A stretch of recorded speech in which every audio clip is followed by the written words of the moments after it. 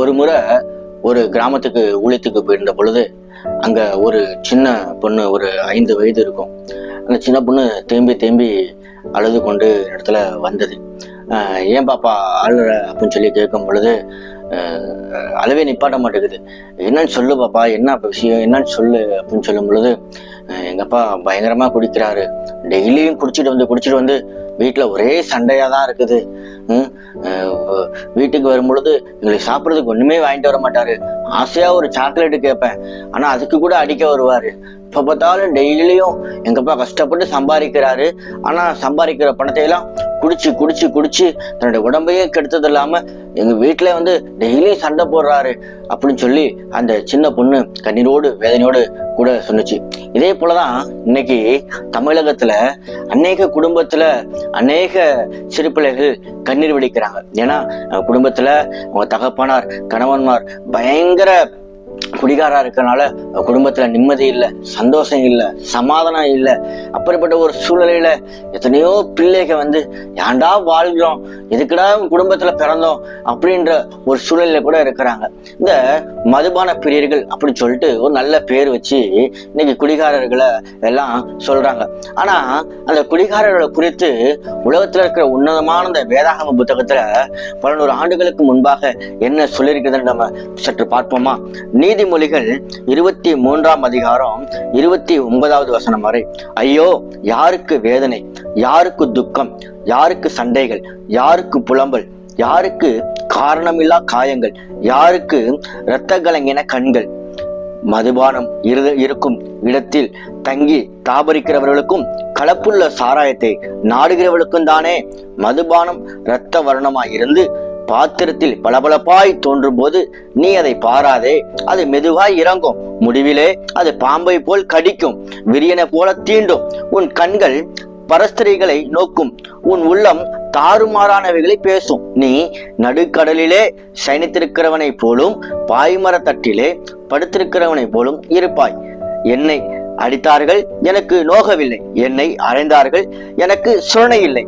நான் அதை பின்னும் தொடர்ந்து தேட எப்பொழுது விழிப்பேன் என்பாய் என்று இங்க வேதாகமத்துல சொல்லப்பட்டிருக்கிறது. இன்னைக்கு அநேக குடிகாரருடைய வாழ்க்கையில இப்பேற்பட்ட காரியங்கள் தான் இருக்குது. குடித்து தன்னுடைய சரீரத்தை கெடுத்தது இல்லாம தன்னுடைய குடும்பத்தையும் சமுதாயத்தையும் கெடுக்கிறவர்களாய் காணப்படுகிறாங்க. சில பேரு நான் எப்படியாவது இந்த குடிப்பழக்கத்தை விடலாம்னு சொல்லி நான் முயற்சி பண்றேன், ஆனா எங்கேயாவது போகும் பொழுது பார்க்கும் பொழுது எனக்கு ஆசை வந்துடுது, நான் போய் மறுபடியும் அதை குடிச்சிடுறேன். இல்ல என் ஃப்ரெண்டுடைய என் உறவுடைய கட்டாயத்தின் நிமித்தமா நான் குடிச்சிடுறேன். ஆனா எத்தனையோ முறை நான் குடிக்க கூடாதுதான் முடிவு பண்றேன், ஆனா மறுபடியும் அந்த குடிப்பழக்கத்துக்கு நான் அடிமை ஆயிடுறேன். இந்த குடிப்பழக்கத்துல இருந்து எனக்கு விடுதலையே இல்லை, விமோச்சனமே இல்லை, மீண்டல முடியவே இல்லை அப்படின்னு சொல்லி நீங்க நினைக்கிறீங்களா? நிச்சயமா உங்களால முடியவே முடியாது. ஆனா உங்களை அந்த குடிப்பழக்கத்திலிருந்து விடுவிக்கிறவர், காப்பாற்றுகிறவர், குடிக்க கூடாதபடி பண்ணுகிறவர் ஒருவர் இருக்கிறார். அவர்தான் ஆண்டவராகிய இயேசு கிறிஸ்து. ஏன்னா அவர்தான் இந்த உடலுக்கு, இந்த சரீரத்துக்கு சொந்தக்காரர். ஏன்னா இது தேவனுடைய ஆலயமா இருக்கிறது என்று சொல்லப்பட்டிருக்கிறது. ஒருவன் என் ஆலயத்தை கெடுத்தால் நான் அவனை கெடுப்பேன் என்று சொல்லியிருக்கிறார். ஆகவே இந்த சரீரத்தை கெடுப்பதற்கு எந்த மனிதனுக்கும் அதிகாரம் இல்லவே இல்லை. ஆகவே நீங்க குடிக்க கூடாதுன்னு சொல்லி நீங்க முடிவு எடுத்தோம், நீங்க மறுபடியும் போய் அந்த குடிப்பழக்கத்துல விழுந்துடுறீங்க. ஆனா இன்னைக்கு ஆண்டவர் உங்களுக்கு ஒரு ஆலோசனையாக வாய்ப்பு கொடுக்கிறார். என்னவென்றால், உங்க சரீரத்தை நீங்கள் கெடுக்காதபடி உங்களுடைய சரீரத்துக்கு சொந்தக்காரரான ஆண்டவராகிய இயேசு கிறிஸ்துவிடத்துல உங்களை ஒப்பு கொடுங்க, உங்களை அர்ப்பணிங்க. ஆண்டவரே இயேசுவே, இந்த ஆவி ஆத்மா சரீரம் உம்முடையது, ஆனா நான் குடித்து இதனை கெடுத்து குட்டிச்சுராக்கி வைத்திருக்கிறேன். ஆகவே நான் குடிக்க கூடாதபடி எனக்கு உதவி செய்யுங்க. நான் அந்த பக்கம் போகாதபடி அந்த குடியை வெறுக்கத்தக்கதான வாக்கியத்தை எனக்கு தாருங்க. நான் குடிப்பது மாத்திரமில்லாதபடி, நான் இந்த சரீரத்தை கெடுத்தது மாத்திரமில்லாதபடி என் குடும்பத்தையும் சமுதாயத்தையும் நான் சீரழிக்கிறவனாய் காணப்படுகிறேன். ஆகவே இந்த குடிப்பழக்கத்தின் மீது எனக்கு ஒரு வெறுப்பு உண்டாகட்டும், எனக்கு அது பிடிக்காமல் போகட்டும், நான் குடிக்காதபடி நான் சந்தோஷமாய் சமாதானமாய் ஆசீர்வாதமாய் நானும் என் குடும்பமும் ஜீவனம் பண்ண வேண்டும் என்று உங்களுடைய விருப்பத்தை உங்களைய ஆண்டவரிடத்துல ஒப்பு கொடுங்க, ஆண்டவரிடத்துல அர்ப்பணிங்க. ஆண்டவர் உங்களுக்கு உதவி செய்வார்.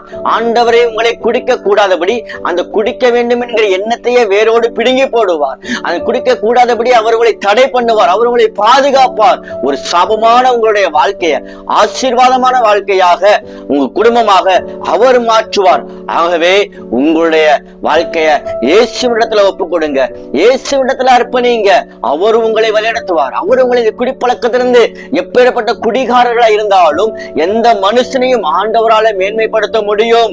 எந்த குடிகாரர்களா இருந்தாலும், எப்பேற்பட்ட குடிப்பழக்கம் உள்ளவர்களா இருந்தாலும், அந்த குடிப்பழக்கத்திலிருந்து ஆண்டவராகிய இயேசு கிறிஸ்து உங்களுக்கு விடுதலை கொடுக்க முடியும். தேவனால கூடாத காரியம் ஒன்றுமில்லை என்று சொல்லப்பட்டிருக்கிறது. அது குடியை, அந்த மதுபானத்தை, அதை விற்கிறவர்களும் பாவி, அதை வாங்கி குடிக்கிறவர்களும் பாவியாய் காணப்படுகிறார்கள். ஏனென்றால் அதன் மூலம் அநேக குடும்பம் பாதிக்கப்படுகிறது, சமுதாயம் பாதிக்கப்படுகிறது. அந்த பாவத்திலிருந்து நீங்க மனம் திரும்புங்க. அந்த பாவத்திலிருந்து விடுதலை பெறுவதற்கு இயேசு கிறிஸ்துவிடத்துல உங்க வாழ்க்கையை ஒப்பு கொடுங்க. ஆண்டவர் உங்க வாழ்க்கையை மாற்றுவார். அவர் உங்களை ஆசீர்வதிப்பார். சாபமான வாழ்க்கைய ஆசீர்வாதமான வாழ்க்கையாக இயேசு கிறிஸ்துவால மாற்ற முடியும்.